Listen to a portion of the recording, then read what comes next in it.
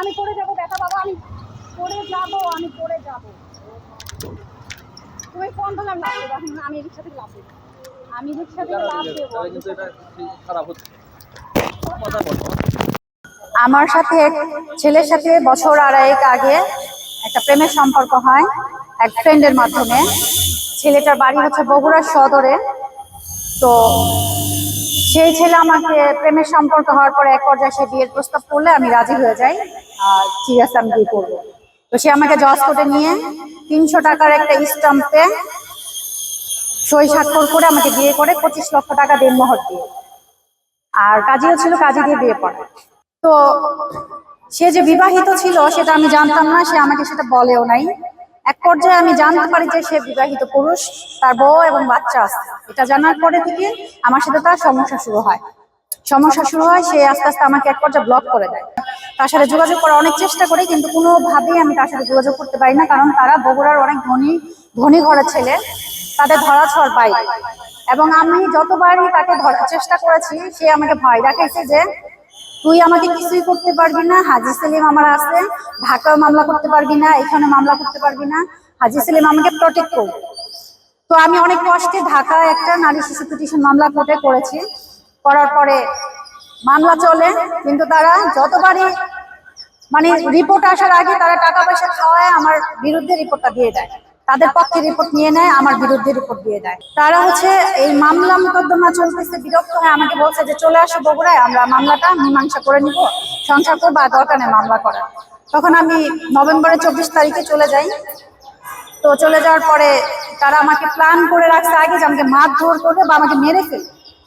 এটা তো আমি বুঝতে পারি না, আমি সরল বিশ্বাসে চলে যাই। আমার যাওয়ার পরে ওরা আমাকে মারে, প্রচুর টর্চার করে আমাকে এক পর্যায়ে ওরা গাড়িতে উঠায় পাঠায় দেয় ঢাকায়। আমি নিরুপায় হয়ে ঢাকায় চলে আসি, কারণ আমার ওখানে কেউ নেই, আমি কার কাছে যাবো বা কি বলবো। ঢাকায় চলে আসি, এসে আমি আমার মতো আমার বাসায় আসি।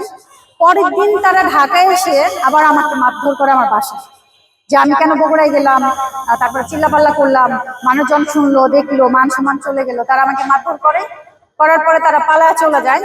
আমি রামপুরা থানায় যাই। রামপুরা থানায় গেলে তারা বলে যে থানার চাইতে কোর্টে মামলা করলে বেশি ভালো হয়, আপনি কোর্টে করেন সবচেয়ে বেশি ভালো হবে। তো আমি কোর্টে গিয়ে একটা সিআর মামলা করলাম। এখন হচ্ছে মামলা দুইটা, একটা নারী শিশু পিটিশন মামলা, একটা সিআর মামলা, দুইটা। আর বগুড়ায় যে তারা আমাকে মারছে, আমি হসপিটাল ভর্তি ছিলাম। তো আমি ট্রিটমেন্ট করে মোহাম্মদ আলী হসপিটাল থেকে আমি সার্টিফিকেট নিয়ে সেই থানায় গিয়ে মামলা করতে যাই। তারা আমার মামলা নেয় না, তারা বলে যে অভিযোগ দিয়ে চলে যায়, আমরা দেখবো। তো আমি তো বুঝি না মামলা কিভাবে থানায় করতে হয়, আমি অভিযোগ দিয়ে চলে আসছি। আমি ফোন দিয়ে তাদেরকে বলছি যে আপনারা কি করলেন, বলে যে না, আসামিদের ফোন দিচ্ছিলাম, আসামিরা বলে যে তারা মারধর করে। তো আমি তাকে জিজ্ঞেস করলাম যে সেই এসআই কে, যে তাহলে কি এই পর্যায়ে আপনার আর কোনো দায়িত্ব নাই? বলে না, আমাদের আর দায়িত্ব নাই, আমরা আর কোনো কিছু করতে পারি না। তখন আমি বগুড়ায় চলে যাই, যে কোনো কিছু করতে পারে না মানে, আমাকে মারধর করলো, ফিজিক্যালি অ্যাসাল্ট করলো, মেরে ফেলার মতো চেষ্টা করলো আমাকে। আর তারা এগুলো বললো। বগুড়ায় যে আপনাকে মেরেছিল সেই ক্ষেত্রে আপনার কোনো ডাক্তারি সার্টিফিকেট আছে? জি আছে, আমি মোহাম্মদ আলী হসপিটালে ডক্টর দেখাইছি এবং ওখান থেকে আমি ট্রিটমেন্ট নিয়ে সুস্থ হই। আপনার যার বিয়ে হয়েছিল কার সাথে বললেন? ছেলের নাম হচ্ছে মাহমুদুল হাসান সুহাগ। বাবার নাম? বাবার নাম সবাই মুকুল ডাকে, মুশারফ হোসেন। আর ফুল অ্যাড্রেসটা, ঠিকানাটা? তার অ্যাড্রেস হচ্ছে বগুড়া সদর, ঝলেশ্বরীতলা। তার এলাকার নাম আলতাপুন্নেসা খেলার মাঠের সাথে তার বাড়ি। আচ্ছা সোনিয়া আক্তার, আপনার কত টাকা মহারণায় বিয়ে হয়েছিল তার সাথে? 25 লক্ষ টাকা দিয়ে সে আমাকে বিয়ে করে। আপনি কতদিন ঘর সংসার করেছেন তার সাথে? ঘর সংসার করেছি প্রায় 1 বছরের বেশি। আর তার সাথে আমার ঝামেলা আজকে এই 10 মাসের বেশি হলো, মানে গত বছর ফেব্রুয়ারি মাস থেকে তার সাথে আমার ঝামেলা, সে আমাকে পাত্তা দিচ্ছে না।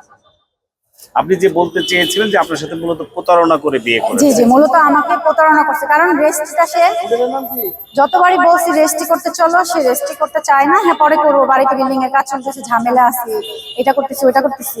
বিয়ে তো হয়ে গেছে, রেজিস্ট্রি করা না করে আমি কোনো ছেড়ে দেবো না। তাহলে কি একটা অ্যাপিটুপিট করেছিল আপনার সাথে? জি জি জি, 300 টাকার স্ট্যাম্প আমার কাছে, সেটা 300 টাকার স্ট্যাম্পে একটা অ্যাপিটুপিট করেছিল? জি জি, অ্যাপিটুপিট করেছে। কোর্টে অ্যাপিটুপিট করার মধ্য দিয়ে বিয়ে হয়েছে? জি জি জি জি। তো আপনার নাম ঠিকানা বা আপনার কোথায়, বাসা কোথায়? আমার গ্রামের বাড়ি দোহার, শাইনপুকুর। আর আমি এখানে ঢাকায় থাকি, রামপুরা। আমি টেলিভিশন মিডিয়াতে কাজ করি এবং মঞ্চেও কাজ করি। আচ্ছা, যা বলছিলেন আপনি। জি। এরপরে কোর্টে মামলা করার পর মামলাটা সিআইডি তে আছে। সিআইডি কি কোনো ফাংশন করছে? সিআইডি ফাংশন করছে বলতে সিআইডির সাথে আমার যোগাযোগ হয়েছে, আমি 2 দিন তার অফিসে আসছিও। সে সাক্ষীগণ ডাকছে এবং সে বলছে যে তার মতো সে কাজ আগায় নেবে, আমাকে যখন দরকার হবে ডেকে নেবে। তার মানে আপনি বলতে চাচ্ছেন যে 2টি মামলা আপনি করেছেন। একটি হলো আপনাকে শারীরিক নির্যাতনের মামলা, জি। আরেকটি মামলা হলো প্রতারণার জি মামলা। জি জি জি। আপনি কি মহারানার দেনমোহরের কোনো মামলা করেছেন? এখনো করিনি, তবে এই মাসে আমি করবো। কোর্ট বন্ধ আছে বলে করা হয়নি, আমি করবো। আপনি এখন মূলত কি চাচ্ছেন?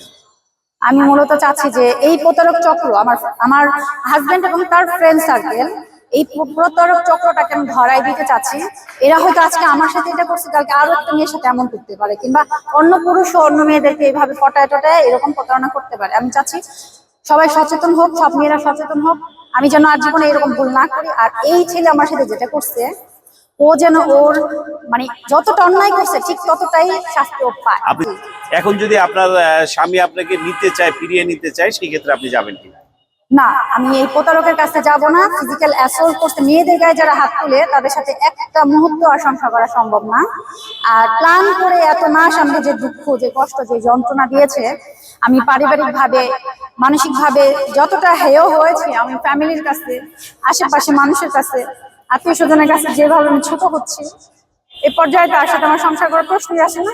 তবে হ্যাঁ, সে 2টা বছর আমার সময় আর 1টা বছর নষ্ট করে দিয়েছে, আমার মান সম্মান ইজ্জত সব মাটির সাথে মিশিয়ে দিয়েছে।